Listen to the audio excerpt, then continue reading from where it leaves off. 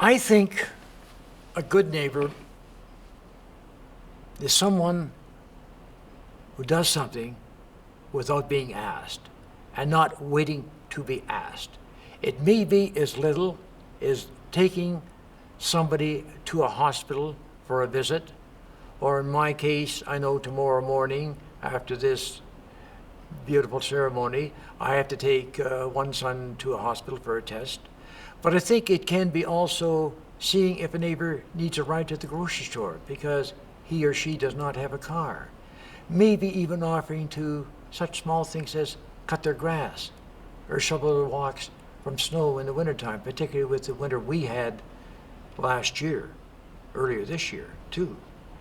I think being a good neighbor means you assume a responsibility for living in a great city and province and in a great country. We are, I think, held, and I remember the BBC awareness they did of every nation in the world a few years ago, and Canada was number one in every way, shape, or form. Well, that creates a huge responsibility to us, and as a good neighbor, we have a deep response. And that does not mean you're going to get on with everybody in the world or everybody in the neighborhood, because we have different viewpoints. Again, you and I may differ on the color of the house across the street and what the color should be. Nothing wrong with that.